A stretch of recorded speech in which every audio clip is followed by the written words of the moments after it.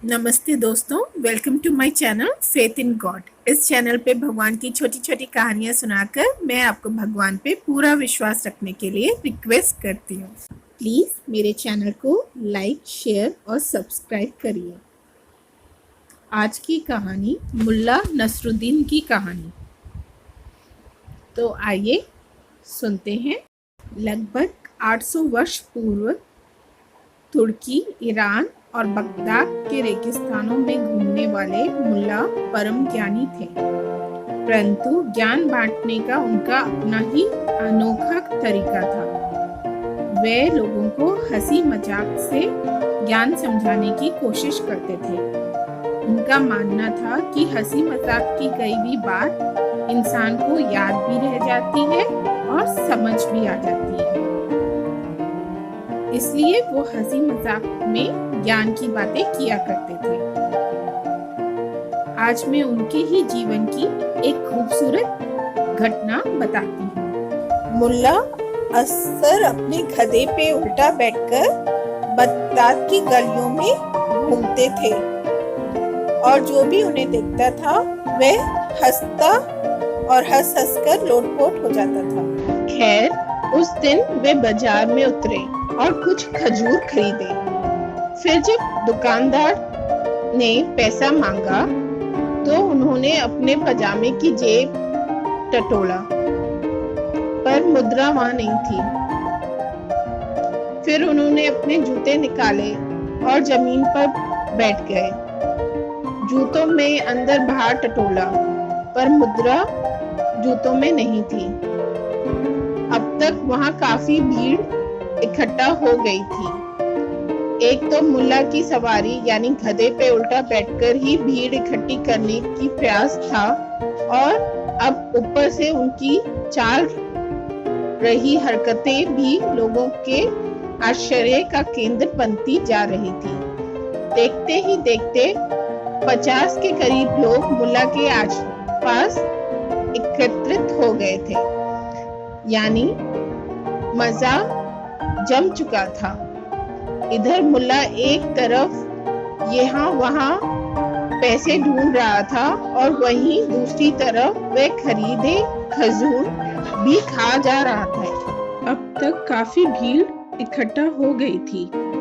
एक तो मुल्ले की सवारी गधे पे उल्टा बैठकर आना, और अब अजीब अजीब जगहों पे पैसा ढूंढना। इससे लोग अट्रैक्ट होकर भीड़ जमाकर बैठ गए और मुल्ले को देखने लगे।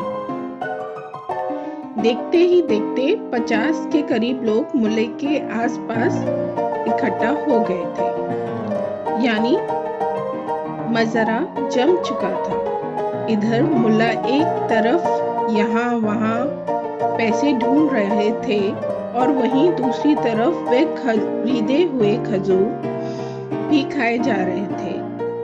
निश्चित ही दुकानदार इस बात से थोड़ा टेंशन में आ गया था।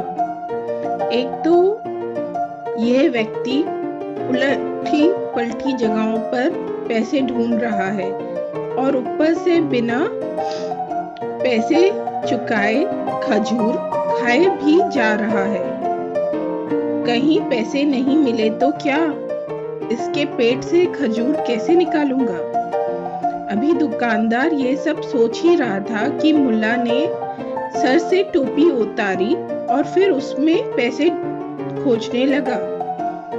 अब की दुकानदार से नहीं रहा गया। उसने सीधा मुल्ला से कहा, ये पैसे यहाँ वहाँ क्यों खोज रहे हो? सीधे सीधे कुर्ते की जेब में क्यों नहीं देखते? इस पर मुल्ला बोला, लो, ये पहले क्यों नहीं समझाया? इतना कहते कहते मुल्ला ने कुर्ते की जेब से हाथ डाला और पैसे निकाल लिए और दुकानदार को दे दिया। वे तो ठीक ही, मुल्ला ने बोला, कुर्ते की जेब में तो पैसे थे ही। मैं तो बस चांस मार रहा था कि इधर उधर से पैसे मिल जाएं। ये सुनते ही पूरी भीड़ हंस पड़ी। भीड़ में से एक बूढ़े व्यक्ति बोले, लगता है कोई पागल है। जब मालूम था कि पैसे कुर्ते की जेब में ही हैं, तो यहाँ वहाँ ढूंढ रहा था। अब मुल्ला की बारी आ गई थी। जो बात कहने हेतु उन्होंने इतना सारा नाटक किया था, वह कहने का वक्त आ गया था। सो उन्होंने बड़ी गंभीरतापूर्वक सबको संबोधित करते हुए कहा, वाह रे दुनिया वालों, मैं पागल सिर्फ इसलिए माना जा रहा हूँ कि पैसे जहाँ पड़े हुए हैं मैं वहाँ नहीं खोज रहा हूँ। लेकिन मेहरबानी कर एक बार थोड़ा अपने गिरेबान में झांको, ये जानते हुए भी कि रब दिल में बसा हुआ है। तुम लोग उसे मंदिर मस्जिद में खोजते फिर रहे हो। यदि मैं पागल हूँ तो तुम लोग महापागल हो, क्योंकि मैं तो मामूली बात पर मूर्खता कर रहा था, परंतु तुम लोग तो विश्व के सबसे अहम सत्य के मामले में ऐसी मूर्खता कर रहे हो। भगवान मंदिर मस्जिद में नहीं है, भगवान तो हमारे दिल में है। भगवान तो हमेशा हमारे साथ में है। इसलिए भगवान पे पूरा भरोसा करना चाहिए और भगवान को इधर उधर नहीं ढूंढना चाहिए। Moral of the story is God is always with us. भगवान हमेशा हमारे साथ है। भगवान को मंदिर मस्जिद यहाँ वहाँ मंत्रों में पूजाओं में मत ढूंढिए। भगवान से दिल से बात करिए। भगवान हमेशा आपके साथ है। आपके हर एक दिन हर एक पल में आपके साथ है और आपका साथ हमेशा देगा। भगवान पे पूरा भरोसा रखिए। जो भगवान करता है उसी में सबकी भलाई होती है। भगवान को दिल से शुक्राना करिए कि भगवान ने आपको बहुत कुछ दिया है। Always have a attitude of gratitude. Thank you दोस्तों। प्लीज़ आप मेरी इस कहानी को शेयर करिए, लाइक करिए और कमेंट करिए। प्लीज़ इस चैनल को सब्सक्राइब करिए और फिर मिलते हैं अगली वीडियो के साथ। Good bye. May God bless you.